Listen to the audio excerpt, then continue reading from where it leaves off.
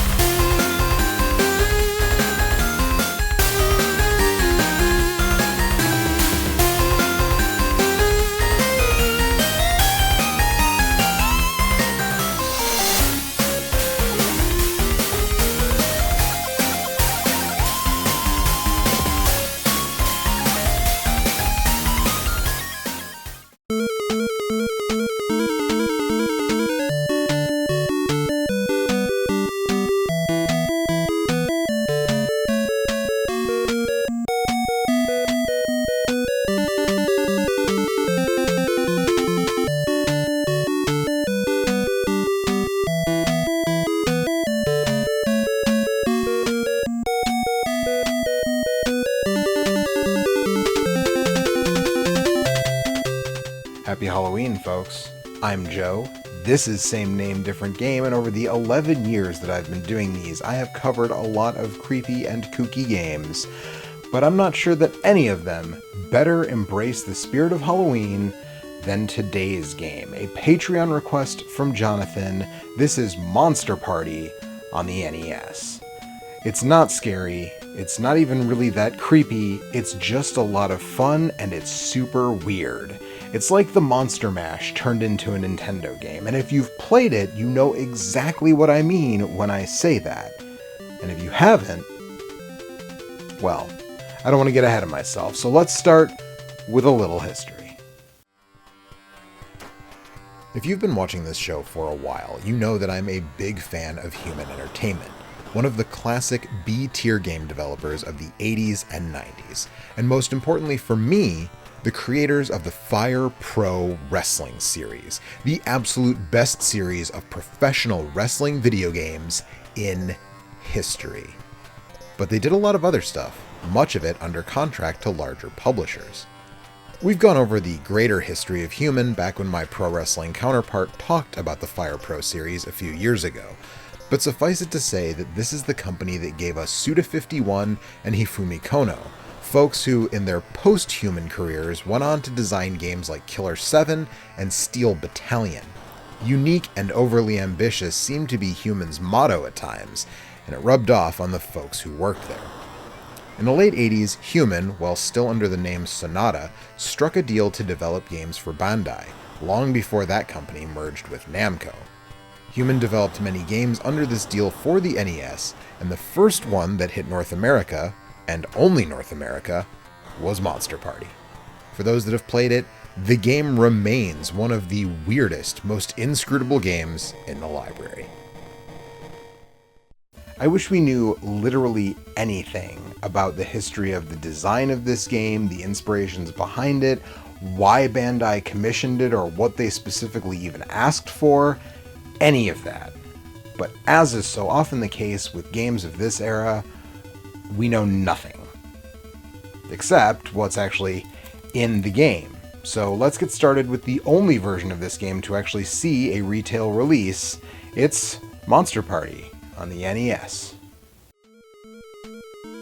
Monster Party hit the NES in 1989, around the same time the first Fire Pro Wrestling game hit the Japanese TurboGrafx. This was peak NES, the time when you could sell basically anything on the Nintendo Entertainment System. I remember playing this game at a friend's house when it was new, and despite 6-year-olds tending to take just about anything in stride, I still thought this game was weird. Not in the gameplay, just the aesthetics. The gameplay is fairly straightforward. You play as a boy named Mark and a monster named Bert. Mark is stopped in the street by Bert while walking home from a baseball game. Mistaking his bat for the weapon of a brave warrior, Bert whisks Mark away to his home so the two of them can team up to defeat the evil monsters ruining Bert's world. How? By merging their bodies together in some kind of Cronenbergian body horror fusing. Speaking of Cronenbergian, one of the most famous moments of the game is when the bright and colorful first stage, just like so many platformers of the era, suddenly becomes a horrific landscape full of blood and skulls and melting creatures in the background. Sadly, this is as interesting as the stage designs get, but hey, you gotta draw them in, right? Monster Party's gameplay is, as I said, not all that different from your standard NES fare. Mark is equipped with a baseball bat that he can use to both damage enemies directly and to hit projectiles back at them. This has a kind of breakout mechanic where the place the enemy shot hits your bat determines its trajectory away, and this can take a little getting used to before you're reliably able to hit things back at foes. One quirk of Mark's attack, which I'm not sure is intentional or an unfixed bug, is that when jumping, he can just hold the bat out and continuously do damage to enemies, which is especially effective on a lot of the bosses. The other thing that's quite effective on bosses is Burt. The sole power-ups in this game are health, of course, and Burt pills that turn you into your flying friend. He can shoot, and his shots get stronger the further you get into the game. Flying makes a lot of the platforming trivial, and his ability to attack from afar can do the same for those bosses. And the bosses are what you came here for. In the biggest design decision to buck the standards of the day, Monster Party stages almost all feature multiple bosses spread out, kind of like Alien Soldier. With the exception of Stage 7, you must defeat all of these bosses to get a key that opens the exit at the end of the level. And there are some choices here.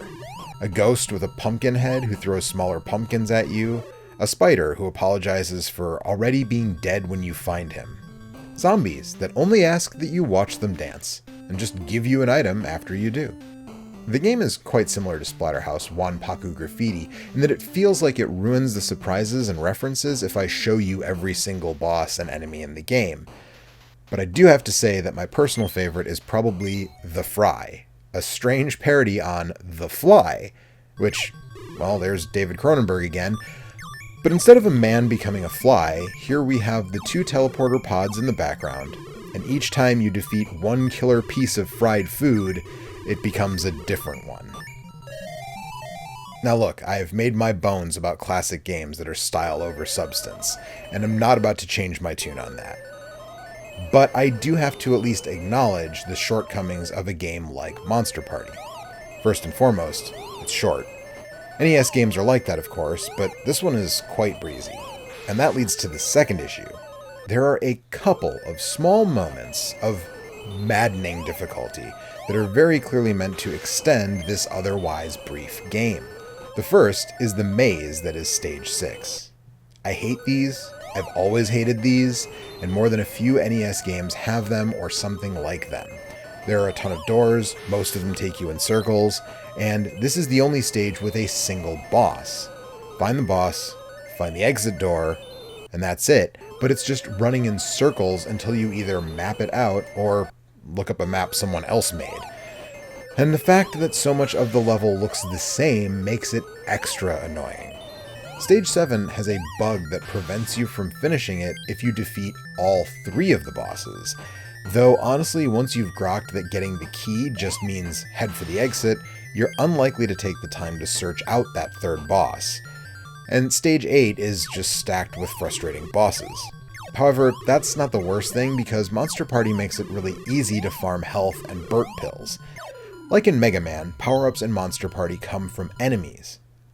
But unlike in Mega Man, the same enemies always drop the same power-ups. So you can leave the screen, respawn the enemy, and get another Burt pill or some more health. So Stage 8 just comes down to farming health. The last issue is the music. The NES has produced some all-time great, catchy soundtracks, but this isn't one of them.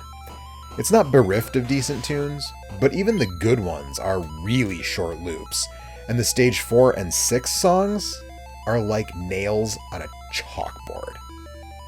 The best songs are, like I said, decent.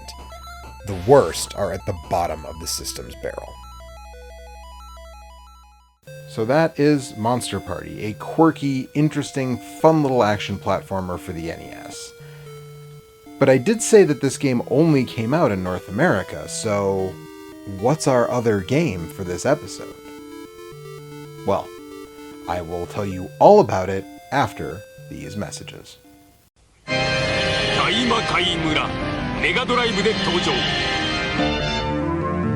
傑作を超えた超ド級の迫力ホラーアクションゲーム大魔界村。 Genesis brings you the 16-bit arcade challenge with Ghostbusters. 16-bit thrills in ghouls and ghosts.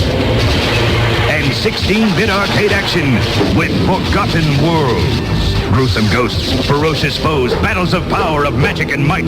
Ghouls and ghosts, Ghostbusters and Forgotten Worlds are for the Genesis system. Sega Genesis brings the arcade experience home. Game sold separate. Hey, you know why you're watching old commercials that are related to the episode and not listening to me sell you a VPN or some terrible mobile game that I don't actually even like? Well, that's because this show is 100% supported by viewers like you via Patreon and YouTube membership. Just $1 per episode gets you early access and other stuff, so consider checking it out. Back to the show.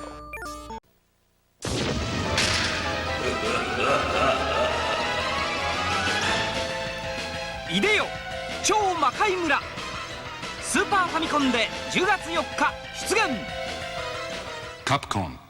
Pictures of a version of Monster Party called Parody World Monster Party were shown in Japanese game magazine Famitsu in the late 80s, but the game never materialized. The screenshots were early enough in development that stuff was different, but nothing really stood out aside from the weird title. In June of 2011, a prototype Famicom cart went up for auction and sold for thousands of dollars. People hoped it would get dumped, but alas, it has remained solely in the possession of the buyer. But another one went up in 2014 and was purchased by a Nintendo Age user named Beaglepuss, who vowed he would dump the ROM within the year. And he kept his word. In the summer of 2014, classic game fans finally got to see Parody World. Gameplay-wise, there's not much to say here. It's still Monster Party. Different monsters drop items than in the final version, and there's an exclusive cheat code to extend the effective time of Burt pills, but that's about it. The vast majority of what's going on here is in the graphics. Many of the bosses are now blatant references to movies. The cat boss is now a mogwai that turns into a gremlin. The Pumpkinhead is now one of the apes from Planet of the Apes. The Grim Reaper is now an alien from Alien. Like I said earlier, I don't want to spoil them all for you, but suffice to say this prototype feels even more like a companion piece to Splatterhouse 1 Pagu Graffiti than the released version does. Many of the common enemies are also changed, some for the worse, like this Dracula, who in the American version is a weird man-bat thing, and some for the better. I love that Stage 7 has umpires, which I always took as a response to having to face a kid with a baseball bat. But it's great that not only is this enemy wearing a hockey mask in the Japanese game, but he also takes an unreasonable number of hits to defeat, which many speculate to be commentary on Jason Voorhees' unkillable nature. There's a bit of small stuff too, mostly the byproduct of being a beta that never actually came out. The music doesn't change when you cross the threshold in Stage 1, which is too bad because that's probably the best song in the game. The second spider boss hasn't been added to Stage 7, but maybe the biggest thing is that the final boss's weak point is always exposed, making him a lot easier to deal with.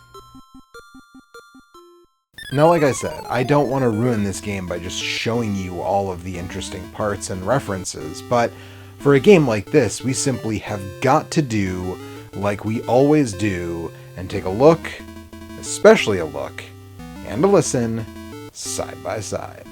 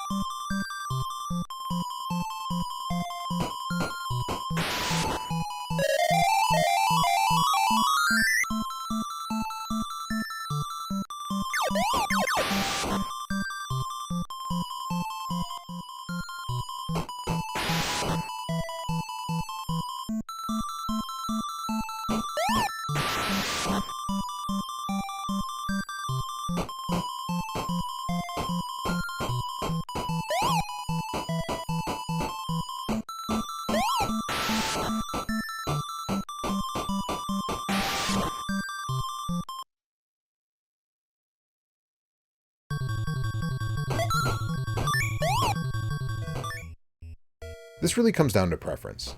Do you like the weird original monsters, or the ones that are very obviously clear references to movies of the 80s? It's not the best looking game of the NES era, but it's not bad looking, and the enemies are so creatively weird, it's hard to deny that a lot of talent went into this game. And that makes it time to give the edge. And I gotta say, it's the released North American version. Not only because the rough edges of the beta have been sanded down a little bit, but mostly because it's just so aggressively weird. I like the movie references. I think that stuff's a lot of fun and very cool, and I'm not one of those people who thinks it kind of ruins the game to see those clear-cut references, though I do respect that stance because, for me, odd for odd's sake just runs away with it.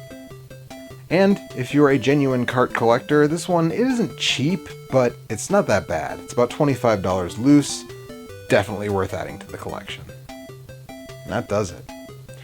So just remember, if you're walking home from a baseball game and you see a monster come out of the sky asking you to come back to his homeworld so you can beat up fried food with your bat, why not?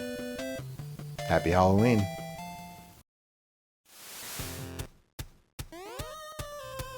Hey folks, it's Joe. Thank you so much for watching all the way to the end. Really glad that you hung out to watch me talk about Monster Party. Shoutouts to Dean Stahl for the fantastic Monster Party artwork. And yeah, normal stuff here. I mentioned Patreon back in the middle of the video. You should consider that. If you just want to do like a one-time tip, there is a Ko-Fi link in the description, and there are super thanks on the channel now, so you can click that if you want to just give me a couple bucks as a one-time thing. But Patreon gets you early access and all that good stuff, so consider it if you can. Also, there's a merch link in the description, and I will be back, or my pro wrestling counterpart will be back in the next video. So look forward to that, and happy Halloween.